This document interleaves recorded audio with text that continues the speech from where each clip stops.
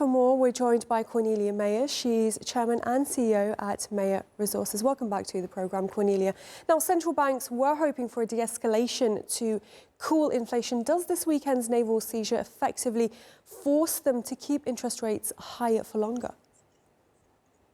Absolutely, it does. Thank you for having me, and good morning, Taib.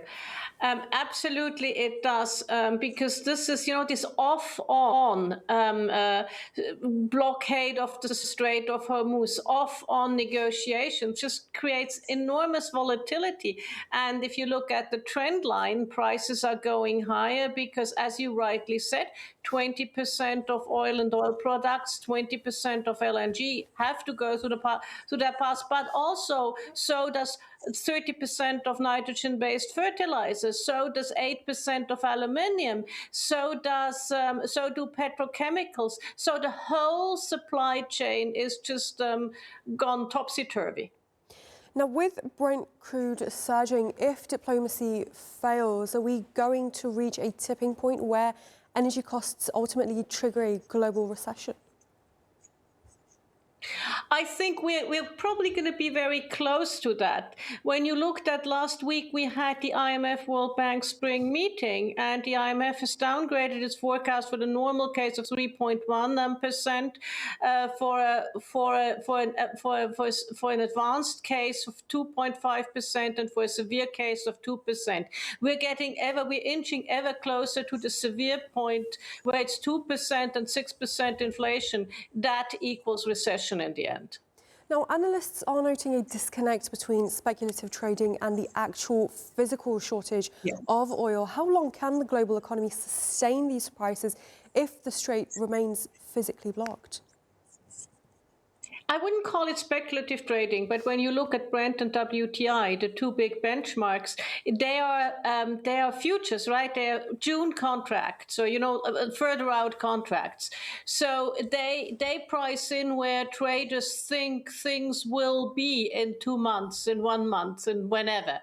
But the physical thing is harsh. If you are Asia gets 80% of its oil and LNG through the Strait of Hormuz, and you see real physical shortages in Philippines, in Laos, in Thailand, less so in Indonesia because they get a lot of their oil from Africa, and also Malaysia obviously is a net LNG exporter, so they now get money into their coffers. But Japan and Korea also need oil and gas, as China is actually quite well placed because they still got some of the Iranian oil. There was a selective closure of the strait by Iran. They also have a lot of deep underground storage. However, they are very concerned, and they stopped exporting some of the refined products. And as we all know, in Europe, we have the jet fuel crunch. And as you mentioned, 80% of Hormuz energy flows do head to Asia and Europe. So which specific industrial sectors are most at risk of shutdown? Well, everything that gets produced in Asia, and we see that jet fuel is actually a very good example, because quite a bit, about 30% or more of jet fuel for Europe comes from the other side of the strait, and some also from Asia gets refined in Asia and then shipped to Europe. But Asia now doesn't get the crude, so I can't refine. So these things will ripple throughout the economy. The worst thing for humanity is fertilizer, because we can live without many things, but we cannot live without food. And we see a serious crunch of fertilizer, especially in the developing world. In the developed world, it got more expensive. They had some. We will have to see when the crops come out in autumn how it's been affected. But the planting season in the global south starts pretty soon, and they need fertilizer or they will face hunger.